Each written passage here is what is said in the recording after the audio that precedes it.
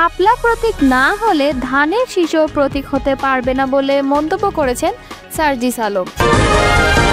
7 দফা দাবি পূরণ হলে নির্বাচনের জন্য প্রস্তুত জামায়াত, বললেন সহকারী সেক্রেটারি জেনারেল। নির্বাচন সুষ্ঠুভাবে অনুষ্ঠানের জন্য সব রকমের প্রস্তুতি আছে বিজিবির। সাইফুল হক বলেছেন, সামাজিক নৈরাজ্য দ্রুত রাজনৈতিক নৈরাজ্যে বাঁক নিচ্ছে। এতক্ষণ শুনছিলেন সংবাদ শিরোনাম, এবারে বিস্তারিত। শাপলা যদি রাজনৈতিক দলের প্রতীক না হতে পারে তাহলে ধানের শীষও প্রতীক হতে পারবে না বলে মন্তব্য করেছেন জাতীয় নাগরিক পার্টির উত্তরাঞ্চলের মুখ্য সংগঠক সার্জিস আলম। বুধবার রাতে নিজের ভেরিফাইড ফেসবুক আইডিতে এক পোস্টে তিনি এমন মন্তব্য করেন। সার্জিস আলম লিখেছেন, শাপলা জাতীয় প্রতীক নয়, জাতীয় প্রতীকের একটি অংশ। একইভাবে ধানের শীষ, পাট পাতা এবং তারকাও জাতীয় প্রতীকের অংশ।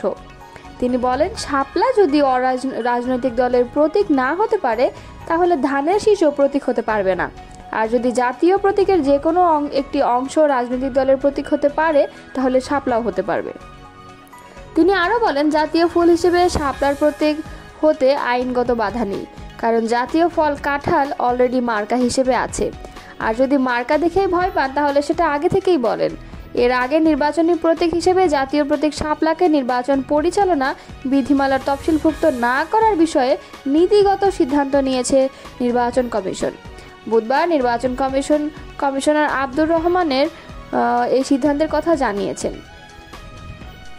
তিনি বলেন, নতুন প্রস্তাবিত প্রতীক তালিকায় শাপলা রাখা হচ্ছে না, নির্বাচনী প্রতীক হিসেবে আমাদের শিডিউলভুক্ত হচ্ছে না। আমরা নীতিগতভাবে সিদ্ধান্ত নিয়েছি। জাতীয় প্রতীক শাপলা ও জাতীয় পতাকার বিষয়ে সুস্পষ্ট আইনে বলা রয়েছে। সংবিধানে জাতীয় প্রতীক ও জাতীয় পতাকার কথা বলা হয়েছে। এই দুটোর মর্যাদা অক্ষুণ্ণ রাখার জন্য আইন করা হয়েছে, একটি বিধিমালা করা হয়েছে। কোনো ব্যাপারে জাতীয় ফুল, জাতীয় পাখির ব্যাপারে সুনির্দিষ্ট নেই। জাতীয় নাগরিক পার্টির কেন্দ্রীয় কার্যালয়ের সামনে ফের ককটেল বিস্ফোরণের ঘটনা ঘটেছে। এতে একজন আহত হওয়ার খবর পাওয়া গেছে। বুধবার রাত 11টার পর বাংলা মোটরে দলটির অস্থায়ী কেন্দ্রীয় কার্যালয়ের সামনে এই বিস্ফোরণের ঘটনা ঘটে। দলটির যুগ্ম সদস্য সচিব মুশফিক উসালেহিন বিষয়টি নিশ্চিত করে বলেন, বাংলা মোটরে এনসিপির কেন্দ্রীয় কার্যালয়ের সামনে আবারও ককটেল বিস্ফোরণের ঘটনা ঘটেছে। এতে বৈষম্য বিরোধী ছাত্র আন্দোলনের কলাবাগান থানার যুগ্ম আহ্বায়ক ইমন হাওলাদার আহত হয়েছেন। তিনি এখন ঢাকা মেডিকেল কলেজ হাসপাতালে চিকিৎসাধীন আছেন। পিআর পদ্ধতিতে নির্বাচন, জুলাই সনদ সহ 7 দফা দাবি পূরণ হলে যে কোনো সময় নির্বাচনের জন্য প্রস্তুত জামায়াতে ইসলাম। এ কথা বলেছেন দলটির সহকারী সেক্রেটারি জেনারেল অ্যাডভোকেট এহসানুল মাহবুব জুবায়ের। বৃহস্পতিবার সকালে ঢাকা মেট্রোপলিটন পুলিশ ডিএমপি কমিশনারের সাথে বৈঠক শেষে এ কথা বলেন তিনি। 19 জুলাই সোহরাওয়ার্দী উদ্যানে জাতীয় সমাবেশের বিষয়ে ডিএমপি কমিশনারের সাথে বৈঠক করে জামায়াত ইসলামীর প্রতিনিধি দল। বৈঠক শেষে তিনি বলেন, রাজনৈতিক ইতিহাসের সবচেয়ে বড় সমাবেশ করতে যাচ্ছে জামায়াতে ইসলামী। অংশ নেবেন ঢাকা বিভাগ সহ দেশের বিভিন্ন জেলা থেকে কয়েক লাখ নেতাকর্মী। বিএনপি সহ ফ্যাসিবাদ বিরোধী সকল রাজনৈতিক দল ও সংগঠনকে সমাবেশে দাওয়াত দেওয়া হবে। ডিএমপির পক্ষ থেকে নিরাপত্তা সহ সার্বিক সহযোগিতার আশ্বাস পেয়েছেন তারা। আগামী জাতীয় সংসদ নির্বাচন সুষ্ঠুভাবে অনুষ্ঠানের জন্য সব ধরনের প্রস্তুতি আছে বিজিবির, এমনটা জানিয়েছেন বর্ডার গার্ড বাংলাদেশের মহাপরিচালক মেজর জেনারেল আশরাফুজ্জামান সিদ্দিকী। আজ বৃহস্পতিবার সকালে চট্টগ্রামের সাতকানিয়ায় বিজিবি ট্রেনিং সেন্টারে অনুষ্ঠিত 103তম রিক্রুট ব্যাচের প্রশিক্ষণ সমাপনী কুচকাওয়াজে নবীন সৈনিকদের উদ্দেশ্যে দেওয়া বক্তৃতায় তিনি এই নির্দেশনা দেন। বিজিবি মহাপরিচালক বলেন, সীমান্ত রক্ষায় বিজিবি সদস্যদের সদা সজাগ থাকতে হবে। সীমান্তের প্রতিটি ইঞ্চি আমি সুরক্ষিত রাখতে প্রয়োজনে জীবন দেবে বিজিবি সৈনিকরা। এ সময় সীমান্তে চোরাচালান সহ নানা অপরাধ দমনে আরও সচেষ্ট হওয়ার তাগিদ দেন বিজিবি মহাপরিচালক। এবারে 36 জন নারী সহ 694 জন নবীন সৈনিক বাহিনীতে যোগদান করেছেন বলে সংশ্লিষ্ট সূত্র থেকে জানা যায়।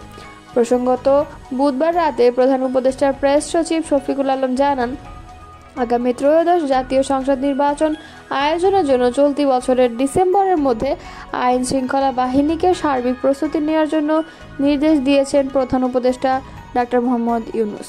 সরকারের অকার্যকারিতায় সামাজিক নৈরাজ্য দ্রুত রাজনৈতিক নৈরাজ্যের পথে বাঁক নিচ্ছে বলে শঙ্কা প্রকাশ করেছেন বিপ্লবী ওয়ার্কার্স পার্টির সাধারণ সম্পাদক সাইফুল হক।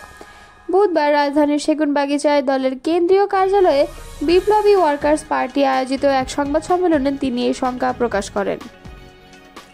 সাইফুল হক বলেন, জাতীয় নির্বাচন যত বিলম্বিত হবে দেশের বহুমাত্রিক নিরাপত্তার ঝুঁকিও তত বৃদ্ধি পাওয়ার আশঙ্কা রয়েছে। আইন শৃঙ্খলা পরিস্থিতির ক্রমাবনতিতে জনগণের জানমালের নিরাপত্তাহীনতায় নতুন উদ্বেগ সৃষ্টি করছে। দেশ জুড়ে মব সন্ত্রাস ছড়িয়ে পড়া নতুন উৎকণ্ঠার জন্ম দিয়েছে।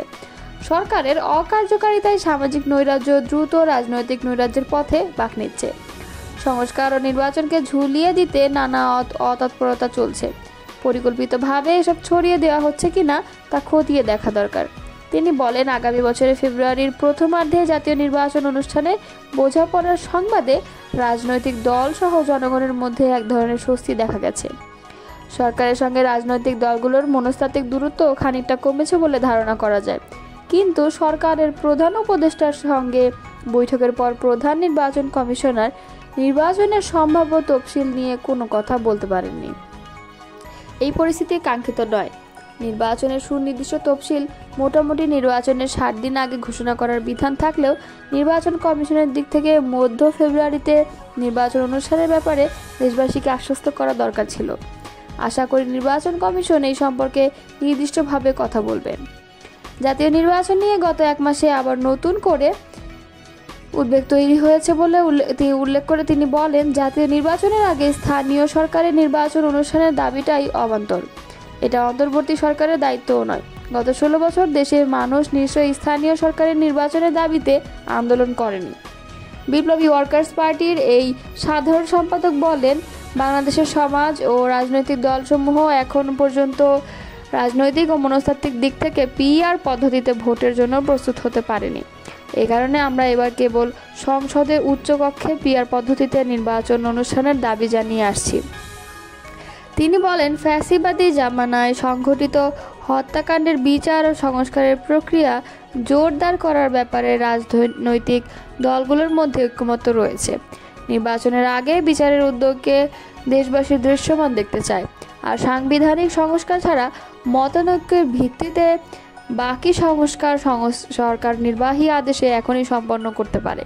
তবে সাংবিধানিক সংস্কারের জন্য নির্বাচিত জনপ্রতিনিধি ও সংসদের প্রয়োজন হবে, যাতে জনসম্মতির ভিত্তিতে তা সংবিধানে যুক্ত হতে পারে। আশা করি এই জুলাই মাসের মধ্যে আমরা এই লক্ষ্যে জাতীয় সনদ স্বাক্ষর করতে পারব।